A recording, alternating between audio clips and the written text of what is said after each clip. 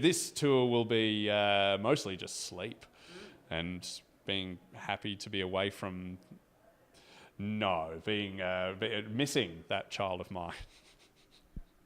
When did you start touring, and what motivated you to do so? I started touring in 2004 AD, and what motivated me to do that was I just left my job as a radio DJ and to do stand-up full-time. So what motivated me was financial. In order to make money, you had to tour. So that's why I started doing it. How far into your comedy career did it become necessary? Oh, well, it's different for everyone. I did my first proper gigs in 2001, so 2004, so 3 years into the apprenticeship, and then just for the final year of the apprenticeship, I went out and just started doing support spots and stuff. So trips where I was often losing money, on the flights and whatever, just so you could get to be known by the promoters and whatnot. Have you ever done any group tours, or do you predominantly tour on your own? Predominantly by myself, but occasionally you get things like the Comedy Festival Roadshow, or I supported Danny Boy's tour, the Scottish guy, his tour in 2008, so that was cool. That was all paid for. That was pretty sweet. And touring with a group's probably a bit more fun because you've got people to hang with. I mean, touring is a very lonely business, especially touring doing stand-up comedy, because you finish your gig at about 10:30, 11, and then you're not due at work till 8 o'clock the next day. So you'll go out.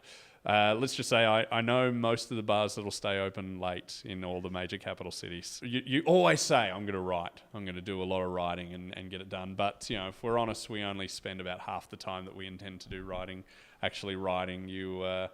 Depends how good your internet is as well. I've found myself just playing really old video games for hours at a time. Pretty good at the crossword. I like going to Queensland because the Courier Mail newspaper crossword's easier than the rest of the country, so I always feel pretty intelligent. How do you make touring viable as a comedian? Well, you just do it enough and get in and just get paid gigs, get paid work, and live frugally. When you're there, if you can get an accommodation with cooking facilities, and you can live off the baked beans and rice, which is very important.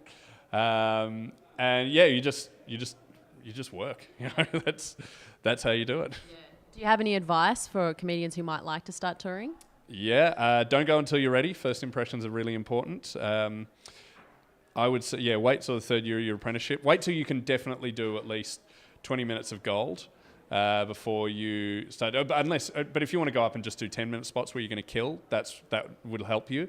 Don't go up and just trial material. That's what Hometown's for. Once you go up there and blow them away, then they've got no choice but to book you some more. And you previously said that in order to be a successful comedian, you have to tour to make any kind of money. Is that still the case for you now?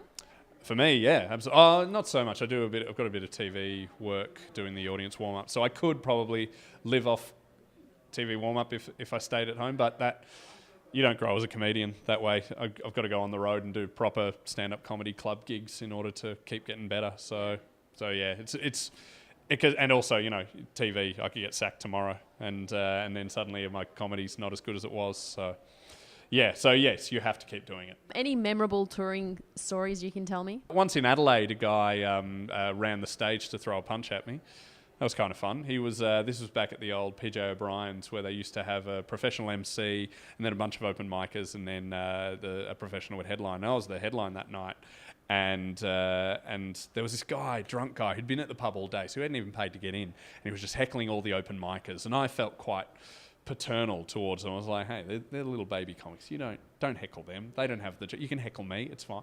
So and he actually ruined most of the show. So by the time I got in, I was quite angry at him.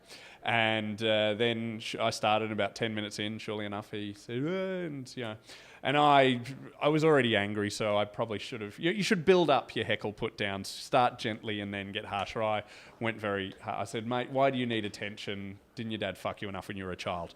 And which, of course, he took umbrage to. And then he rushed the stage, but it was so crowded in there. It took him about 5 minutes. So I'd moved on to other material. And Craig Egan was the promoter, still is at Adelaide Comedy. He stopped the guy and pulled him off. What are some advantages and disadvantages of touring? The best part of touring is you see a lot of Australia and the world. The worst part of touring is you're away from your friends and family for long periods of time. But if you tour enough, you can build up a little bit of a second home in that there's one probably the city I go to most is Brisbane. It's a great scene up there, run by Fideli and the crew at the Sit Down Comedy Club.